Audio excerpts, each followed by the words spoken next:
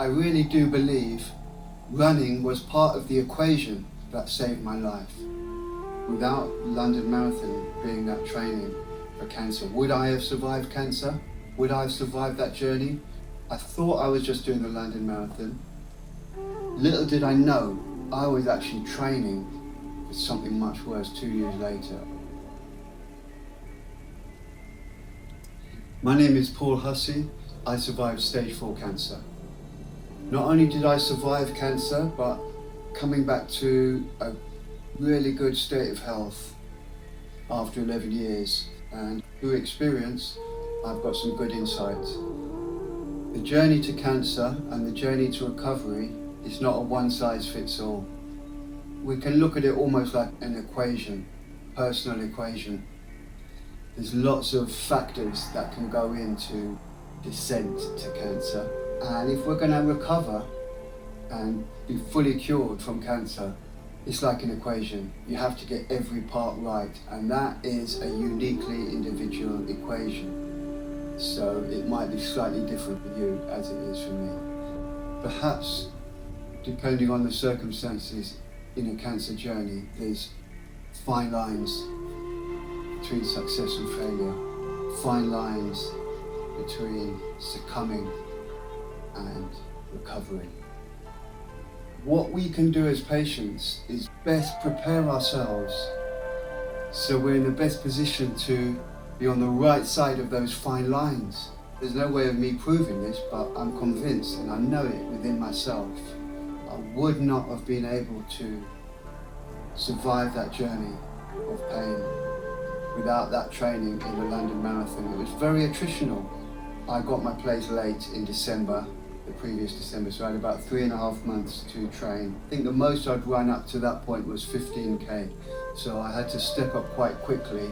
It was doable if I trained sensibly, which I didn't, and then got injured by trying to run too much too quickly. I took some time off training to try and let it get better. Had to make a decision, should I pull out of the marathon, should I not? I was running the marathon for a charity, so there's a bit at stake here. You want to go through with it because you're telling everybody you're doing it, you're trying to raise some money. I did a long run 2 weeks before the London Marathon to really see if I'm able to do that distance, 34k or something like that, which is, the marathon is 42k. So this, try and do a long run a bit close to that to show I'll be able to do the 42k distance at a push. The problem is you want to do that last long run 3 or 4 weeks, 4 weeks really, before the marathon. And then taper down properly so you're not depleted on race day. I did it about 2 weeks before, which was not clever at all. So I arrived at the race day depleted. I started off, felt okay, and thought, okay, this is not as bad as I thought. Going along, got to about Kajisark, about a third of the way in. Became too overconfident and sped up a little bit and started overtaking people. Yeah, that was really not a clever thing to do at all. Got to about 28 kilometers in, so I've still got a good 14 kilometers to go and hit the wall hard. Every single cell in my body is screaming at me, stop! I've got to stop, I have to stop. It's like, you need to stop. But no, I'm doing this for charity, promised all these people. I don't want to lose face, plus it's the London Marathon, there's big crowds. No, there's no way I'm going to stop. I have to stop, there's no way I'm going to stop. Immovable object, unstoppable force. Somehow managed to keep stumbling forward, eventually crossed the finishing line in a time of 5 hours and 3 minutes. I mean, my projected time maybe was a bit more like 4.5.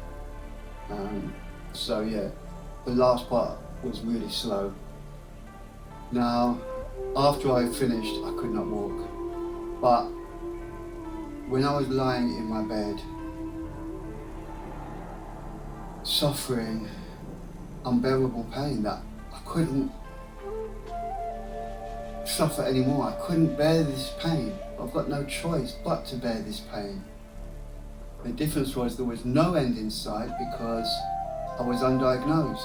I'm from London, but I was in South Africa at the time, I didn't have health insurance. What happened was I just started to feel ill, flu-like symptoms, lower back pain that was getting worse and worse and worse. It would come in, periods. Like I would get so ill for a few days, all I could do was lie down and manage my breathing. Then I'd feel all right for a few days, and I'd feel ill again, and I'd say, this is a repeat, what's going on? Coupled with severe night sweats, soaking wet bed sheets, much more than the usual. It's a hard cancer I had to diagnose, and unless they do a biopsy, they can't diagnose it. I eventually ended up in the government hospital. They thought perhaps it's tuberculosis, put me on the tuberculosis medicine, which is quite toxic in itself. It wasn't tuberculosis, obviously. They thought it could be non-pulmonary tuberculosis, because the symptoms are similar. So they gave me a date to do a biopsy, but it was like a long time in advance. I was deteriorating, I was in the government hospital. All I was on a drip and painkillers, which weren't touching the sides of my pain, tramadol. I was in a situation where I suffered so much pain in my lower back that I just was amazed a human was able to withstand so much pain. Literally feel tumours all over my body, all on my neck, under my arm, groin area. These are just the tumours on the surface.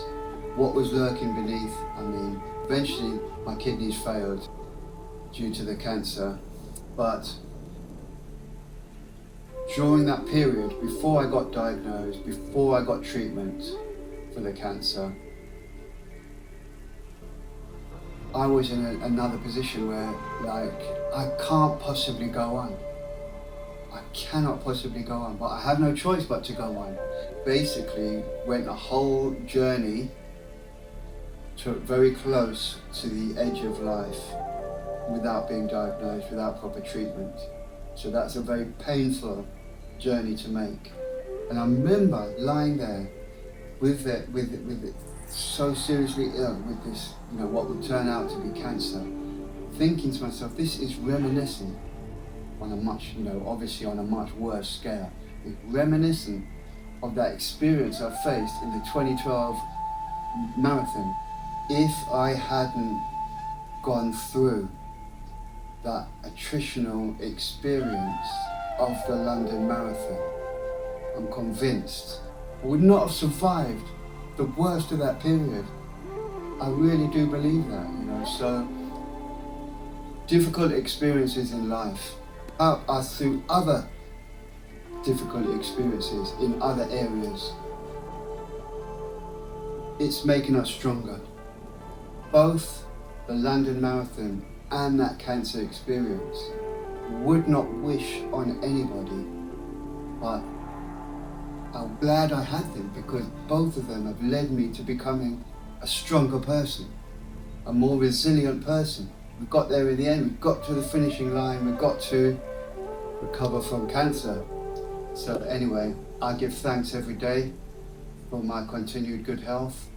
I still do a fair amount of running, etc. And give thanks every day. That's all I can do.